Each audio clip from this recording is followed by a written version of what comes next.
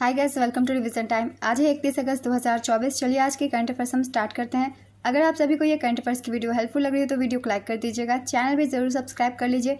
इस तरह की कम टाइम की करंट अफेयर्स की वीडियो आपको हर दिन मिलते रहेंगे। तो चलिए शुरू करते हैं आज के करंट अफेयर्स के क्वेश्चन, मगर उससे पहले जान लेते हैं 30 अगस्त को पूछे गए क्वेश्चन का सही आंसर क्या है। बोत्सवाना की राजधानी क्या है? Option A Gaborone, option B Amman, option C Jordan, option D Beirut. इसका सही आंसर है ऑप्शन ए गैबोरॉन। चलिए अब आज के करंट अफेयर्स हम स्टार्ट करते हैं। क्वेश्चन नंबर 1, हाल ही में माउंट किलिमंजारो को फतह करने वाले सबसे कम उम्र के एशियाई कौन बन गए हैं? इसका आंसर है तेगवीर सिंह। पंजाब के रोपड़ के 5 साल के तेगवीर सिंह ने माउंट किलिमंजारो पर चढ़ने वाले सबसे कम उम्र के एशियाई बन गए हैं। वह माउंट किलिमंजारो पर चढ़ने वाला एशिया का सबसे कम उम्र का बच्चा बन गया है। माउंट किलिमंजारो अफ्रीकी महाद्वीप की सबसे ऊंची चोटी है। यह तंजानिया में 19,340 लगभग 5,895 मीटर से ज़्यादा की ऊंचाई पर स्थित है। तेगबीर ने सर्बिया के ओगनजेन जिवकोविच के रिकॉर्ड की बराबरी कर ली है। नेक्स्ट क्वेश्चन, हाल ही में दक्षिण भारत का पहला अंडरग्राउंड वातानुकूलित बाजार कहां पर खोला गया है? इसका आंसर है बेंगलुरु। कर्नाटक के मुख्यमंत्री सीतारमैया ने बेंगलुरु में दक्षिण भारत के पहले अंडरग्राउंड वातानुकूलित बाजार पालिके बाजार का उद्घाटन किया है। यह बाजार 13 करोड़ रुपए की लागत से बना है। इसे दिल्ली के पालिका बाजार की तर्ज पर डिजाइन किया गया है। यह बाजार 1365 वर्ग मीटर में फैला है और इसमें कुल 79 दुकानें हैं।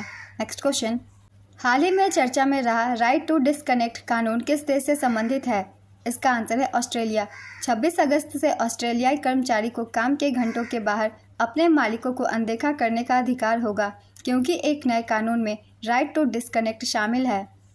फरवरी में पारित यह कानून उन कर्मचारियों की रक्षा करता है जो काम के घंटों के बाहर अपने नियोक्ताओं के संचार की निगरानी करने, पढ़ने या जवाब देने से इनकार करते हैं। कर्मचारियों को अपने मोबाइल डिवाइस बंद करने का अधिकार देने वाले इसी तरह के कानून फ्रांस, जर्मनी और अन्य यूरोपीय संघ के देशों में पहले से मौजूद है। नेक्स्ट क्वेश्चन, हाल ही में किस देश ने आत्मघाती ड्रोन का अनावरण किया है? इसका आंसर है उत्तर कोरिया। उत्तर कोरिया के लीडर किम जोंग उन ने नए आत्मघाती ड्रोन के प्रदर्शन का निरीक्षण किया है। इस आत्मघाती ड्रोन ने परीक्षण के दौरान दक्षिण कोरिया के मुख्य युद्धक टैंक K2 को नष्ट किया है। आत्मघाती ड्रोन लक्ष्य पर हमला करके स्वयं नष्ट हो जाते हैं। उत्तर कोरिया की राजधानी प्योंगयांग है और मुद्रा कोरियाई पीपुल्स वान लीडर का नाम किम जोंग उन। उत्तर और दक्षिण कोरिया के बीच की सीमा का नाम है 38वीं अक्षांश रेखा। नेक्स्ट क्वेश्चन, भारत और किस देश के बीच आपूर्ति सुरक्षा समझौते पर हस्ताक्षर हुए? इसका आंसर है अमेरिका। भारत और अमेरिका ने आपूर्ति सुरक्षा समझौते पर हस्ताक्षर किए हैं। ये समझौता अमेरिकी रक्षा विभाग और भारत सरकार के रक्षा मंत्रालय के बीच हुआ है। ये समझौता द्विपक्षीय रक्षा संबंधों को बढ़ावा देने के लिए हुआ है। इस समझौते से अमेरिका और भारत राष्ट्रीय सुरक्षा को प्रोत्साहन देने वाली वस्तुओं और सेवाओं के लिए आपसी सहायता प्रदान करने पर सहमत हैं। रक्षा मंत्री राजनाथ सिंह 23 से 26 अगस्त 2024 तक अमेरिका की आधिकारिक यात्रा पर थे। नेक्स्ट क्वेश्चन, अगस्त 2024 में नैस्कॉम का नया अध्यक्ष किसे नियुक्त किया गया है? इसका आंसर है सिंधु गंगाधरन। सिंधु गंगाधरन को नैस्कॉम का अध्यक्ष नियुक्त किया गया। Sindhu Gangadharan SAP labs India का नेतृत्व करने वाली पहली महिला हैं और नैस्कॉम की अध्यक्षता करते हुए ग्राहक नवाचार सेवाओं की प्रमुख के रूप में अपनी भूमिका जारी रखेंगी। नैस्कॉम एक भारतीय गैर सरकारी व्यापार संघ और वकालत समूह है जो मुख्य रूप से भारतीय प्रौद्योगिकी उद्योग की सेवा करता है। नैस्कॉम का पूरा नाम है national association of software and service companies. इसकी स्थापना 1998 में हुई थी और इसका मुख्यालय उत्तर प्रदेश नोएडा में है। नेक्स्ट क्वेश्चन, जुलाई 2024 में रूस से कच्चे तेल का सबसे बड़ा आयातक देश कौन बना है? इसका आंसर है भारत। जुलाई 2024 में रूस से कच्चे तेल खरीदने के मामले में भारत ने चीन को पीछे छोड़ दिया है। भारत रूसी तेल का दुनिया का सबसे बड़ा आयातक बन गया है। जुलाई में रूसी कच्चे तेल का रिकॉर्ड 2.07 मिलियन बैरल प्रतिदिन आयात हुआ। फरवरी 2022 में रूस और यूक्रेन के बीच युद्ध शुरू हुआ था। तब से भारत का रूस के साथ व्यापार बढ़ा है। भारत रूस से मुख्य रूप से कच्चा तेल और उर्वरक आयात करता है। Next question, unified pension scheme कब से लागू की जाएगी? इसका आंसर है 1 अप्रैल 2025। केंद्र सरकार ने न्यू पेंशन स्कीम की जगह यूनिफाइड पेंशन स्कीम का ऐलान किया है। UPS को 1 अप्रैल 2025 से लागू किया जाएगा। इस स्कीम से 23 लाख केंद्रीय कर्मचारियों को फायदा होगा। अगर सभी राज्यों के द्वारा UPS को लागू किया जाता है तो लगभग 90 लाख कर्मचारियों को फायदा होगा। 2004 के बाद रिटायर्ड हुए कर्मचारियों को भी इस पेंशन स्कीम का फायदा मिलेगा।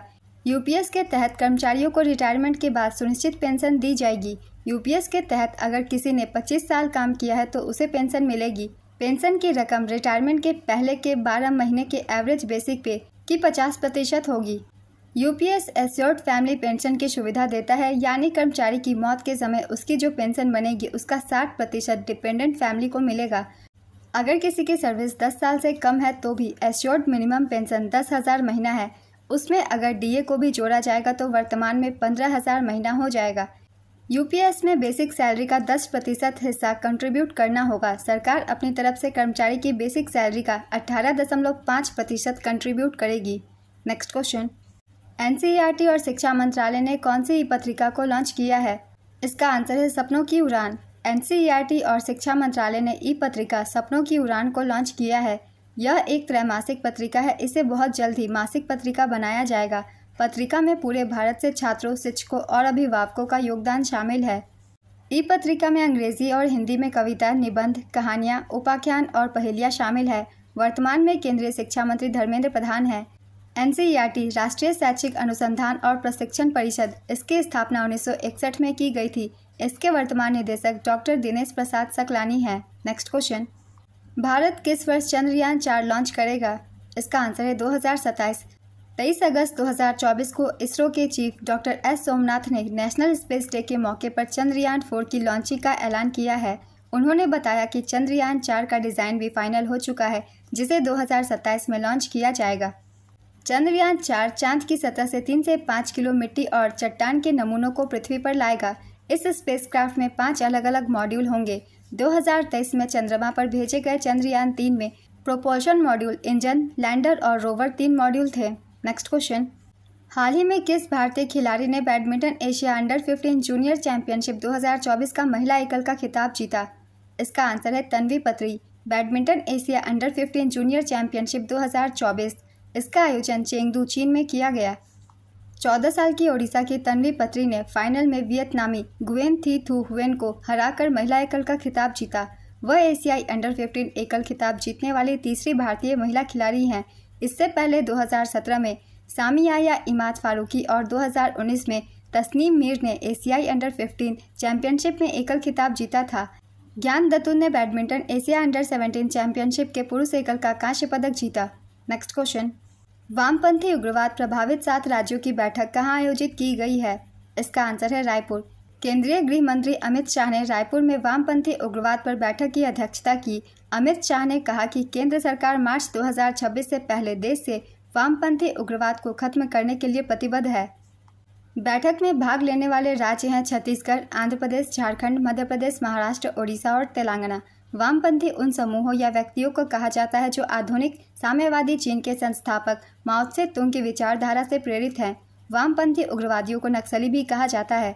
2024 में 9 प्रभावित राज्यों में नक्सल प्रभावित जिलों की कुल संख्या 38 है। 1967 में माओ की विचारधारा से प्रेरित होकर पश्चिम बंगाल की नक्सलबारी में किसानों ने सशस्त्र विद्रोह किया था, तभी से इन्हें नक्सली भी कहा जाता है।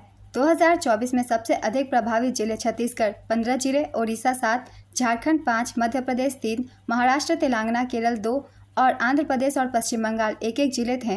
नेक्स्ट क्वेश्चन, हाल ही में किस राज्य सरकार ने श्री कृष्ण गमन पथ बनाने की घोषणा की है? इसका आंसर है राजस्थान। राजस्थान के मुख्यमंत्री भजनलाल शर्मा ने श्री कृष्ण गमन पथ बनाने की घोषणा की। भगवान कृष्ण की जन्मस्थली को लेकर उनके शिक्षा ग्रहण करने के स्थान को एक धार्मिक सर्किट के जरिए जोड़ा जाएगा। यह काम राजस्थान और मध्य प्रदेश सरकार मिलकर करेगी। भगवान कृष्ण के गमन पथ को जल्दी ही तीर्थ स्थलों के रूप में भी विकसित किया जाएगा।